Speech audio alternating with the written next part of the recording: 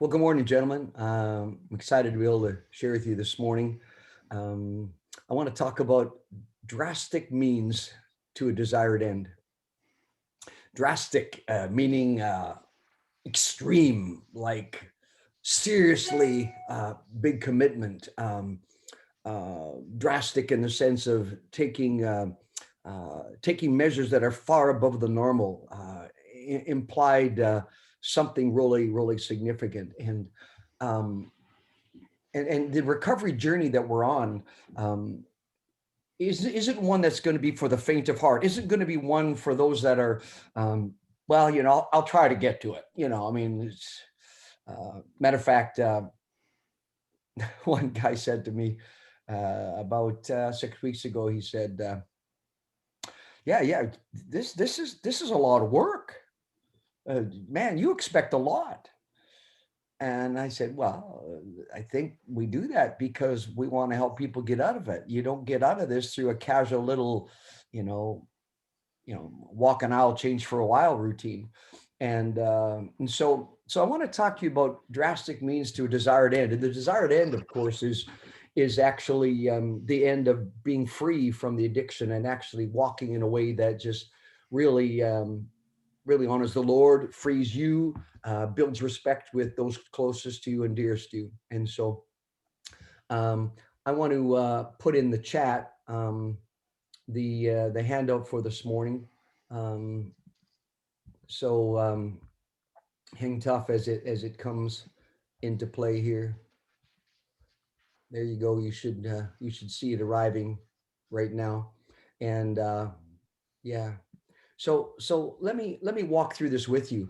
It's bursting out of Matthew chapter 5, and one of the most common verses having to do with porn and sexual addiction and dealing with lust properly. The famous words of Jesus in verses 27 and 28 is what we're so used to. And the beautiful thing about what I'm going to talk about today, right in context, it's so unbelievably clear that drastic means to desired end are needed. So let's look at these. Going to look at a couple of verses there, different translations, the New Living and also the Living Bible. So look at this, the words of Jesus. You've heard the commandment that says, you must not commit adultery. But I say, anyone who looks at a woman to lust after her has already committed adultery with her in his heart. So this is now interesting. This is verses 29 and 30. So your eye, even if it's your good eye, causes you to lust, gouge it out and throw it away. It is better for you to lose one part of your body than for your whole body to be thrown into hell. And if your hand, even if it's your stronger hand, causes you to sin, cut it off and throw it away. It's better for you to lose one part of your body than your whole body be thrown into hell. The highlights there are what I wanted you to keep an eye on, because you'll realize that minor correction produces minimal change. And notice Matthew chapter 5 from the Living Bible. These are the words of Jesus again. The law of Moses said, you must not commit adultery. But I say, anyone who looks at a woman with lust in his eye has already committed adultery with her in his heart. So if your eye, even if it's your best eye, causes you to lust, gouge it out and throw it away. Better for part of you to be destroyed than for all of you to be cast into hell. And if your hand, even if it's your right hand, which is usually the dominant hand for people, causes you to sin, cut it off and throw it away. Better that than you find yourself in hell. Well, when I was thinking about these verses, I mean, I to be honest, I'd forgotten that these verses about, your eye or your hand offends you, gouge it out, cut it off. I forgot that it was attached so closely to the verses on, sexual addiction or, lusting after a woman and adultery in the heart. I'd forgotten that. And when I was doing some study, I saw them side by side like this. So you can't duck. You can't duck. It's right in context. It's all about lusting inappropriately and how that's offensive to God. It's certainly offensive to the woman. It's offensive to your heart for purity. It's going to be offensive to your family, especially your spouse. And so Jesus uses these unbelievably extreme words. Now we know it's hyperbole, meaning exaggeration to make a point, but that's why I use the word drastic measures. Because basically in the context, it was a agrarian society, agricultural society, and so people worked with their hands a lot, and they needed their eyes, and so he was taking away their livelihood. One eye's gone, your strongest hand gone, so now you have only your less dominant hand that's there. And he just says, basically, do whatever it takes. Do whatever it takes in the process of coming clean. So yeah, I see you're asking about the document. Maybe because I sent it just to Vince by mistake. Vince, you're a lucky guy. I'm sorry, everybody else. Oh, brother. There you go. Now more than Vince has it. You're special today, Vince. You're at the front of the class, okay? Um, all right. So what I was trying to get at is there's such a strong implication from Jesus that you need to seriously do something drastic. It's not acceptable. It's not acceptable to do the second look that scopes a woman, to do the glance, to do the up and down ogling of a person. It's just not acceptable, and you got to do whatever it takes, because the implications are really damning to you. And so this idea of extreme measures, and so got to understand, guys, that there is a clear implication that drastic is the word. Drastic is the word. You've got to believe that Jesus wasn't talking about eye and hand, about anything else in this context, but lusting after a woman inappropriately. Now, if you want to understand a little more about effort, because I want to talk about this drastic means to a desired end. The desired end is freedom, of course. I also was reminded of 1 Corinthians chapter 9. 1 Corinthians chapter 9, verses 24 to 27. And if you've ever been close to a high-end athlete, this will really make some sense. I've had the privilege numerous times to be interesting. I've been on the same basketball court playing basketball with a whole bunch of professional football players, because I was a speaker some years ago at an Athletes in Action Canadian football team, event, a conference. And there was these guys of my height, defensive backs in the Canadian Football League, who were doing complete 360 dunks at 6 foot tall. These guys had leaping legs. Like if you've been with a professional athlete, I've been with professional ball players in person. I've had the privilege of being on the ice with, at his time, one of the fastest hockey players in the NHL was Mike Gartner, who's still, I think, number 7 on the scoring list or something like that. But Gartner was unbelievably fast. And some of you might know the name Doug Smale, but I've been on the ice with famous athletes and all the way through different sports. And if you've been with an athlete, just the effort they put in and the ability they have is sensational. In that context, listen to the scripture here. So it's basically, remember this, guys. Do you not know that in a race, all the runners run, but only one gets the prize? Run in such a way to get the prize. Run in such a way to get the prize. The running comes to me as this beautiful picture. I had the privilege of running in Guam. I was, just a fitness guy. And I had the privilege of running with a girl that ended up being in the Olympics. You say, what do you mean running with a girl? Well, it was the pastor's daughter. And it was in February in the country of Guam. And she was going to run with her coach, and he was called back to the mainland in the USA. And so she needed someone to run with her. And the pastor came to me, he says, you run quite a bit, don't you? I said, well, whatever. And he said, well, my daughter needs someone to run with. They had this thing on Guam. It was called a Valentine's race. You had to run with a guy and a girl. Didn't matter. It wasn't like boyfriend, girlfriend, just a man and a woman had to run, and they each ran 5K. And, but I remember running, at one leg and she ran the other.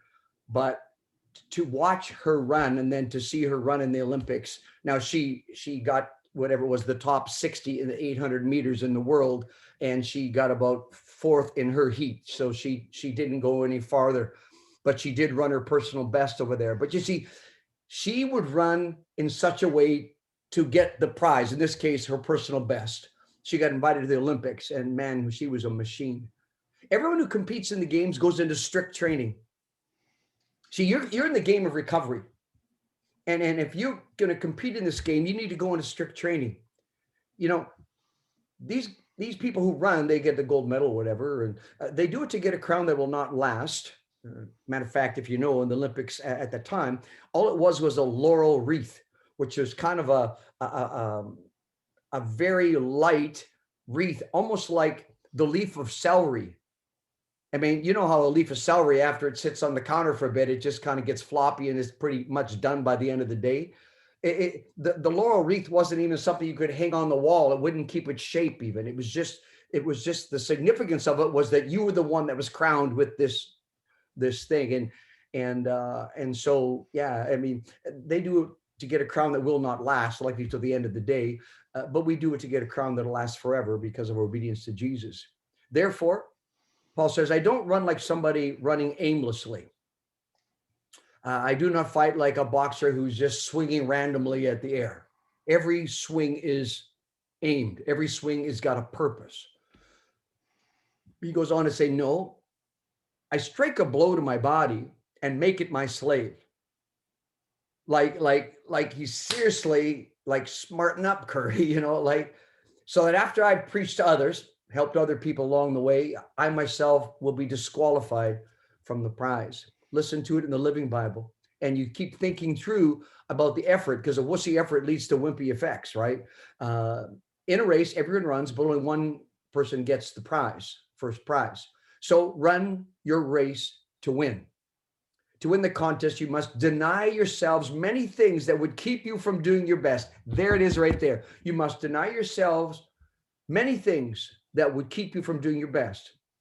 An athlete goes to all this trouble to win a blue ribbon or a silver cup, but we do it for a heavenly reward that never disappears. So I run straight to the goal with purpose in every step. I fight to win. I'm not just shadow boxing, or I'm not playing around.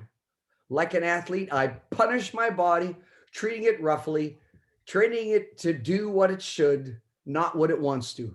Otherwise, I fear that after enlisting others for the race, I myself might be declared unfit and ordered to stand aside. I remember actually in the last 2 weeks, someone said to me, 6:30 in the morning? I said, yeah, sorry. Oh, okay. But you see, gold medal training gets gold medal results, but wussy effort leads to wimpy effects. And I said earlier, radical choices bring real changes. And so the idea of drastic, I mean, Jesus said, gouge it out, cut it off, do whatever you got to do, but pay the price to make the changes. So we go to the second half. I decided to throw out some of the extreme measures that will enable extensive modification. What are the extreme measures? See, these drastic measures fully honor God in recovery. And so you'll get the feeling of drastic coming out here, because we'll use the word amputate causes a failure. So number one, amputate causes a failure. Cut out anything that leads to compromise. I don't care if it's TV, it's gone. If it's internet, it's gone. If it's social media, it's gone. If it's Sports Illustrated, it's gone. If it's movies, it's gone. If it's Netflix, it's gone. Get the hint? If there's anything that causes you to struggle, to trip up, don't say, oh, you know, I'll just be more careful next time. Quit it, guys. Quit it. Cut out anything that leads to compromise. Just amputate. Because Jesus said it's better if you get this figured out and end up screwed up, messed up, off track, in danger of hell, he said, because you didn't really take seriously the changes. So amputate all causes of failure. Now, there's going to be more here that we need to get more specific on. So follow through with me. Assassinate lame excuses. And this is the extension of the discussion we love having about adolescence. emotional adolescence, where we whine like a 14-year-old. Oh, it's so hard. It's so much work and all that junk, right? So you're going to assassinate lame excuses. When you hear it, you're just going to go, wah! You're done. Absorb full responsibility for your past poor choices and actions. Don't blame, don't justify, don't minimize, don't explain away, don't defend, or any other form of alibis. Simply own it. Stop with the lame excuses. Assassinate them. What else should we do that's an extreme measure? You're going to annihilate online access. Maybe you can't handle it. First of all, get Covenant Eyes on. And you can go to our website. If you haven't got Covenant Eyes on your devices, just go to the main page, go down the left side, you'll see Covenant Eyes. There's a link there. It actually gives you the first month free. And it projects. I got it right on this computer here so that my grandkids can't get to anything, even if they come to my house and are playing on my computer, which they shouldn't be, but you never know. And so, but to annihilate any online access, if Covenant Eyes is not sufficient because you're going to take it off and put it on, or you're going to try to get around it, you need to go to the extreme. And I thought I'd illustrate here because I'm gathering these now, but here you go. Here you go. I got one right here for you. Okay. I got one right here for you. This beautiful little, it's even pink. It'll be special for you. It was my wife's. Okay.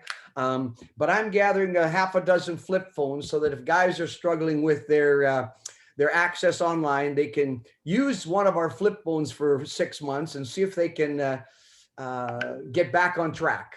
And so yeah. So annihilate online access, do whatever it takes, drastic as it may be, that you are safe. Number 4, arrest runaway emotions. Now, most of us are aware that there's certain trigger feelings that put us in a vulnerable place. We become liable to those emotions. And it could be a sense of rejection if you failed, if you've been criticized, if you feel lonely, if you're tired. There's just a host of them. I couldn't even begin to list them all. But if those emotions are in place, you got to say, okay, that emotion is a problem to me. I can start to feel it. I know where I go when I'm starting to feel rejected or whatever, or have a fight with my wife, or, what's the point? I might as well give up, and those feelings. And you need to arrest those things and put those feelings in jail, as it were. And even face alone times, because being alone or bored or feeling lonely. But if you know that you have significant time alone, you need to approach those times with wisdom and with a plan. Because most guys, well, invariably, unless you're acting outside the marriage, the acting out you do online is all in the privacy where you are alone. And so that's an extension of the runaway emotions, that you need to have a wisdom plan for how to handle your alone time. Number 5, ambush wayward glances. Just jump out from behind something and say, stop, I'm not going to go there.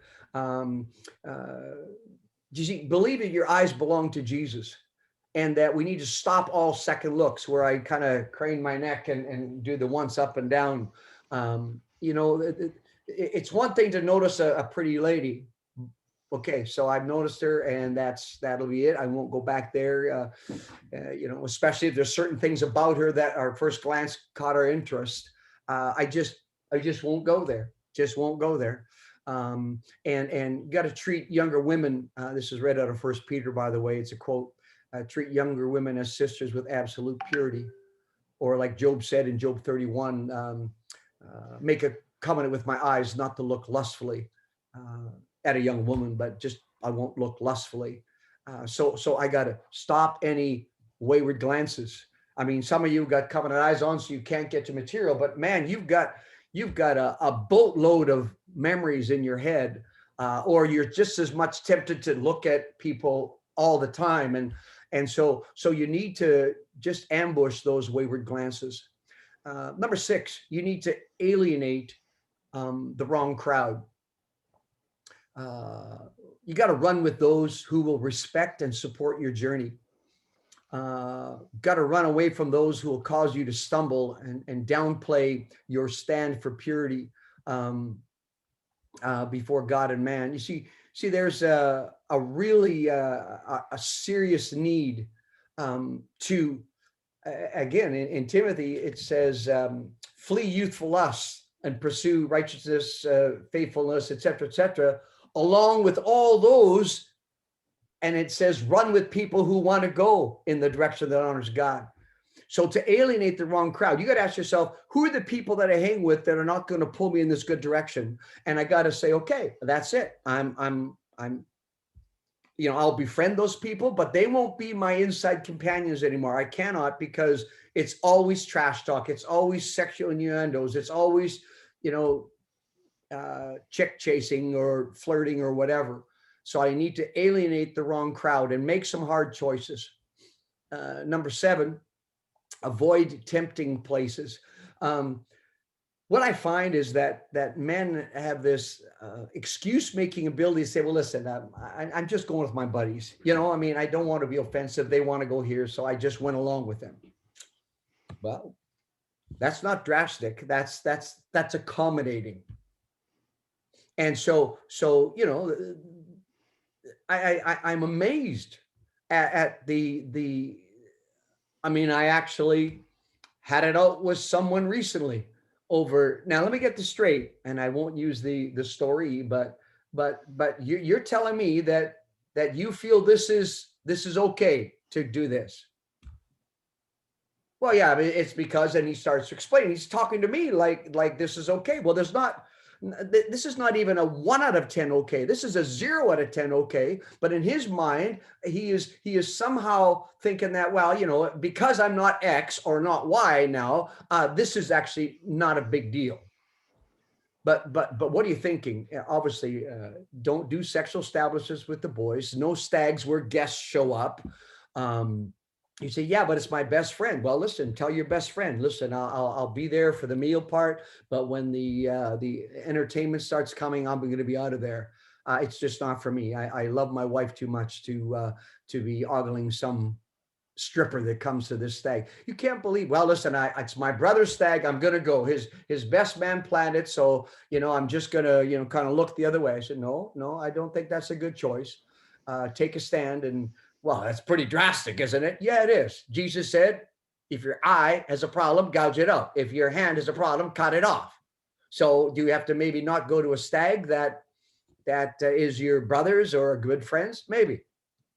So parties, staying out of bars, change restaurants if the waitresses are really complicated with how they dress, often asked to do that. Number 8, account your whereabouts. Volunteer where you're going always. Share your plans. There's no privacy warranted, no secrets kept. Use the phone tracking so your wife knows where you are. My phone here, it has phone tracking on all the time. I got nothing to hide. My wife knows exactly where I am all the time. It's not oppressive. It's not fair. Why do you have to know every place I am? Don't you trust me? It's no big deal. You guys can all follow me. I don't care. What a waste of time seeing where Currie is right now. He's at his office. He's at Tim Hortons. Oh, this is crazy. Where's Currie now? No, listen, if you have nothing to hide, there's no problem here. Put the location device on there. Now, listen, I prefer that the wife doesn't become a cough and chases you around all the time, but just to know that she could look if she want to, right? But the idea being that I volunteer. My wife knows my schedule. We've got our calendars linked. She can click on. She knows who I'm seeing today. She knows, what I've got planned. Tonight. She sees it all. She sees my speaking engagements. She knows I'm here now. Frankly, she can likely hear me in the other room because I'm speaking so loud as usual. But yeah. But the idea of guys should have a little privacy, shouldn't he? No. Definitely no. Well, she got to trust me sometime. My wife trusts me. I've never cheated on her once. I've never done a porn thing online in my life. It's not that. It's just respect, and it's no big deal. Account your whereabouts. Volunteer where you are. And number 9, abolish your slavery to sin. Being soft on sin is hard on your heart. Your your addiction is offensive to God. Got to eradicate, not entertain what entangles you. Attack sin with drastic measures. Um, you see, that excuse making side, it's not that bad. Actually, I had one guy 6, 8 months ago say this. I don't really see uh, what I'm doing, as that bad because, I used to do this. Okay, what you used to do was incredibly dishonoring to God. It was really wrong. But it's degrees, you know. Like say, okay, so look, I just stabbed this guy. He didn't die. I used to murder people. So I figured it's a lot better. I just stabbed him. I mean, he's in surgery now and he's going to make it. So it's not as bad. Well, give your head a shake. But you see, I need to abolish my slavery to sin. I need to believe that God wants certain things out of my life, and I need to, if my eye is a problem, gouge it out. Drastic. If my hand is a problem, cut it off. Drastic. Take drastic measures to deal with the sin in your life, and don't be soft on sin. And finally, number 10, attack the step work. The 12-step work that we do, steps to freedom. It's called step work. It's work for a reason. To do all the 12 steps thoroughly. Half-hearted effort leads to hapless change. Long-term commitment leads to lasting change. And you got to understand that to attack the step work, when you get the copy of the 60 verses and it says read those every day, it's 15, 16 minutes or whatever, depending on how fast you read, every day for 30 days and then once a week for another 10 weeks. Like, there's a lot of things that are, going to be put on your plate. And, but the idea being to just go after the work that's there, go after the work that's there. Do the step work, get here to the group, be here every week, don't be when when it was convenient, but I missed a few weeks, I mean, I keep records, right, of who's in the meeting. I write down all the names of the guys that are here each week and put in an attendance chart. And you can almost track who's doing well by who's here. Not that this makes you perfect, but it keeps you centered, it keeps you focused, it keeps you learning, keeps you growing. And without a doubt, if you're at all listening, there'll be some nugget of truth that you need to take and apply, and it'll anchor you this week. That's what God does. He takes something that is said, something that someone makes a comment on, and maybe if someone's comment at a discussion time is exactly what you needed to hear. And we need to just continue to attack the work before us. I'll close with these statements, and I went through this last night with my wife, and we really like this closing line. So I leave it with you as my last hurrah of this talk. Recovery will cost you one way or another. Recovery will cost you one way or another. There's a price to pay for freedom. And there's a price to pay for foolishness. You choose. You choose. But recovery will cost you. If you don't do it, it'll kill you. If you do it, it'll free you. But recovery is going to cost you one way or another. Gentlemen, let's begin the discussion on drastic measures.